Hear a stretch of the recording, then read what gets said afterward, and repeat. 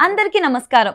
Welcome to it's UTV. గత 15 సంవత్సరాలుగా 30,000 జాతకాలకు పైగా పరిశీలన చేసిన అనుభవం ఉన్న ప్రముఖ ఆధ్యాత్మికవేత్త జ్యోతిష్య పండితులు బ్రహ్మశ్రీ నందిపట్ల శ్రీహరి శర్మ గురువు గారు మనతో పాటు ఉన్నారు. అసలు కార్తీక మాసం అంటేనే పుణ్యమాసం కదా. మరి అలాంటి కార్తీక మాసంలో విశేషమైన మహోన్నతమైన రోజుల గురించి ఈ రోజు తెలుసుకుందాం. అంతేకాదు వ్రత విధానాల గురించి, పాటించవలసిన నియమాల గురించి, ఇంకా మనకుండే జాతకరీత్యా దోషాలు ఏవైతే ఉంటాయో ఆ దోషాలు తొలగించుకునేందుకు చేసేటువంటి పరిహారాలు, దానాల గురించి గురుగారితో మాట్లాడి తెలుసుకునే ప్రయత్నం చేద్దాం. నమస్కారం గురుగారు.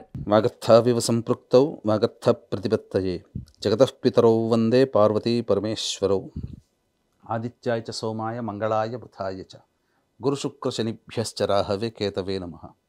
శృంగేరి జగద్గురు పీఠాధిపతులకి, కంచి పీఠాధిపతులకి నమస్కారములు తెలియజేసుకుంటూ కార్యక్రమాన్ని ప్రారంభిద్దాం. గురుగారు, ఇందాక మీరు 31వ తారీఖున చాలా విశిష్టత ఉంది అని చెప్పారు కదా. అసలు ఆ రోజు యొక్క ప్రత్యేకత ఏంటి గురుగారు? ఈ అక్టోబర్ నెల 31వ తారీఖు రోజున వచ్చేటువంటిది నవమి తిథి. ఈ నవమికి అక్షయ నవమి అని మనకు పేరు. అయితే ఈ అక్షయ నవమి అంటే ఏంటి అని అంటే, ఈ యొక్క అక్షయ నవమి రోజునే కృతయుగము అనేటువంటిది ప్రారంభమైంది. అంటే మనకందరికీ వీక్షించేటువంటి ప్రేక్షకులకు అందరికీ, యూటీవీ ఆధ్యాత్మిక ప్రేక్షకులకు అందరికీ కూడా తెలిసినటువంటిది అక్షయ తృతీయ. అవును, అంతే కదా. అంతే. కానీ అక్షయ నవమి అనేటువంటిది చాలా విశేషమైనటువంటి రోజు. ఈ రోజున చేసేటువంటి దానములు కానీ, అలాగే పుణ్యకర్మలు కానీ అక్షయమైనటువంటి ఫలితాలు. అంటే అక్షయ తృతీయ రోజున బంగారం కొనిపెట్టుకుంటే అక్షయమైపోతున్నట్టుగా ఎలా అయితే భావన ఉందో, ఇదే విధంగా ఈ అక్షయ నవమి రోజున చేసేటువంటి ప్రతి పుణ్య కార్యక్రమం, అందున కార్తీక మాసము కాబట్టి ప్రతిదీ కూడాను అక్షయమైపోతుంది. అంటేగా పుణ్యము తగ్గదు, అలాగే పాపము చేసిన. అయితే కృతయుగంలో ఉన్నటువంటి ప్రమాణం ఏంటంటే, కృతయుగే అస్థిగత ప్రాణ. అంటే కృతయుగంలో మానవుడి యొక్క ఎముకలు ఎన్ని సంవత్సరాల పాటు ఉంటాయో అన్ని సంవత్సరాలు మానవులు జీవించారు. కృతయుగ ప్రమాణం దాదాపుగా 17 లక్షల పైచిలుకు మాటే. కాబట్టి ఆ కృతయుగంలో జీవించినటువంటి వాళ్ళు మహా ఆయుష్ని పొంది ఉన్నటువంటి వాళ్ళు. అటువంటి కృతయుగం ప్రారంభమైనటువంటి రోజుగా చెప్పబడి ఉంది. అంతేకాకుండా దీనికి ఈ రోజున చేసేటువంటి పూజలు, దానములు చాలా విశేషమైనటువంటి ఫలితాలను ఇస్తాయని చెప్పవచ్చమ్మా. ముఖ్యంగా ఈ రోజున ఉసిరికాయలు దానం అనేటువంటిది చేయాలి. గురుగారు, ఇప్పుడు మీరు అక్షయ నవమి గురించి చెప్పారు కదా. అంటే ఇన్ని రోజులు మాకు అక్షయ తృతీయ గురించే తెలుసు. అక్షయ నవమి రోజు మరి ఎటువంటి పూజలు చేయాలి గురుగారు? అంటే పూజా విధానం ఏ విధంగా ఉంటుంది?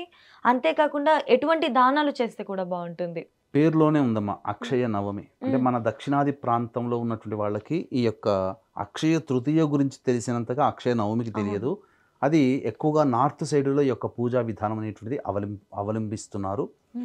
ఈ రోజున ప్రధానంగా మనము పూజా విధానం అన్నప్పుడు వీక్షించేటువంటి ప్రేక్షకులు కూడా అవకాశం ఉంటే వనభోజనం అనేటువంటిది ఏర్పాటు చేసుకోవాలి. ఈ రోజున చాలామంది కార్తీక పౌర్ణమికి, ఏకాదశికి చేస్తారు. ఏకాదశికి వనభోజనం చేయకూడదు, అసలు భోజనం నిషిద్ధం.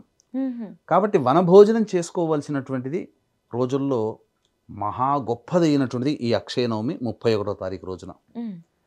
చక్కగా మంటపారాధన చేసుకొని శివాభిషేకము, శివలింగానికి శివాభిషేకము, సాలగ్రామానికి కూడా అభిషేకము, అర్చన అనేటువంటిది. శివలింగానికేమో మారేడు దళాలతో, సాలగ్రామానికేమో తులసి దళాలతో అర్చన చేసి ఆ యొక్క శివలింగాన్ని, సాలగ్రామాన్ని సద్బ్రాహ్మణుడికి దానము చేసి, అప్పుడు అందరితో సహా ఆ యొక్క ఉసిరిక చెట్టు యొక్క మొదటిలో అనగా ఆ నీడలోనే భోజనము చేయమని మనకు ఈ రోజున చెప్పబడినటువంటి శాస్త్ర ప్రకారం.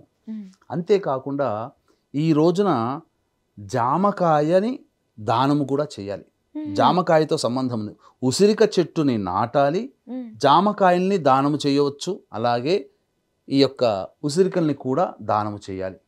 అంతేకాకుండా ప్రదోషకాల సమయంలో ఈ రోజున, నవమి ఉన్నటువంటి రోజున శివాలయంలో కానీ విష్ణు దేవాలయంలో కానీ ఉసిరిక దీపం అనేటువంటిది పెట్టాలి. ఉసిరి దీపం అంటే ఈ ఉసిరి దీపం అంటే చాలామంది ఎలా చేస్తారంటే, ఆ పెద్ద ఉసిరికాయని తీసుకొని మధ్యలో అంతా తీసేసి, గింజ తీసేసి అందులో ఆవు నెయ్యి వేసి దీపారాధన చేస్తారు.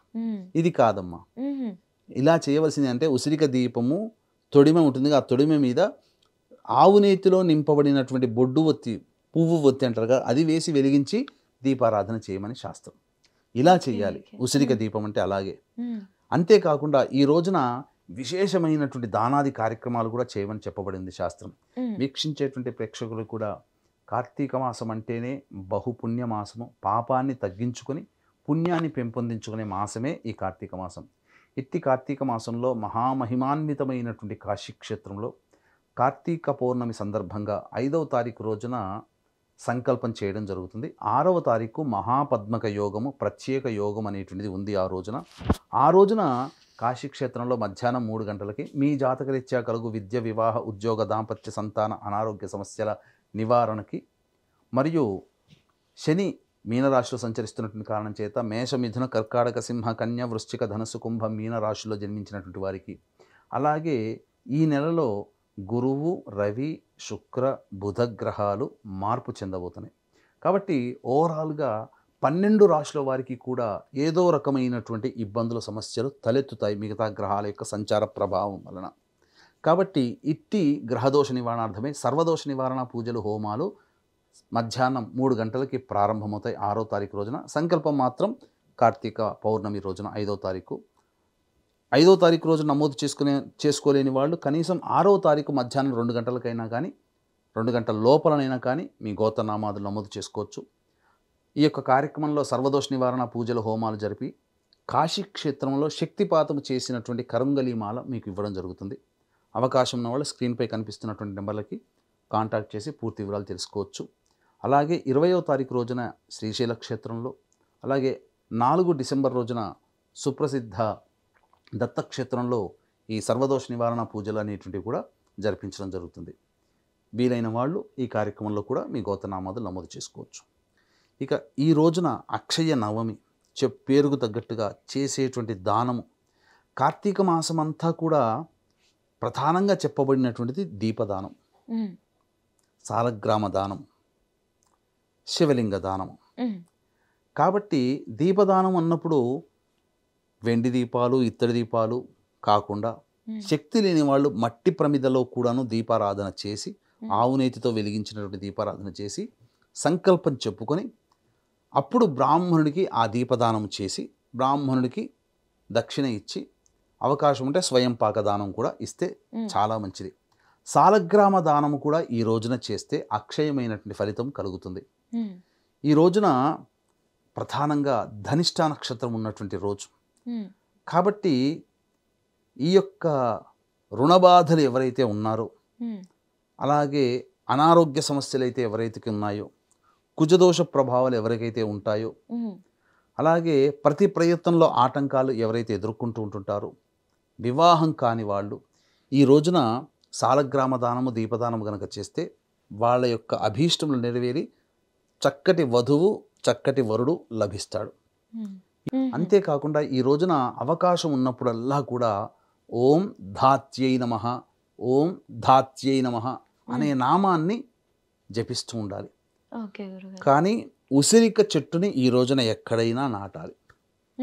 జామకాయని ఈ రోజున భుజిస్తే చాలా విశేషమైనటువంటి పుణ్య ఫలితం. జామకాయల్ని ఈ రోజు కూడా దానం చేయవచ్చు.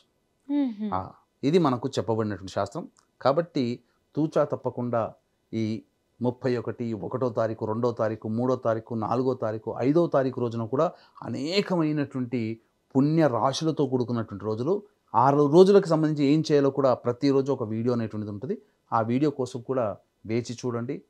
వీక్షించేటువంటి ప్రేక్షకులు ఈ యొక్క విలువైన సమాచారాన్ని మీ యొక్క బంధువులకి, స్నేహితులకి చేరవేయండి. ఎందుకనంటే మనం చేసే పుణ్యంతో పాటుగా మన వాళ్ళు చేసే పుణ్యంలో కూడా భగవంతుడు మీకు కొంత వాటా ఇస్తాడు. ఇది ఏమాత్రము సందేహం లేదు.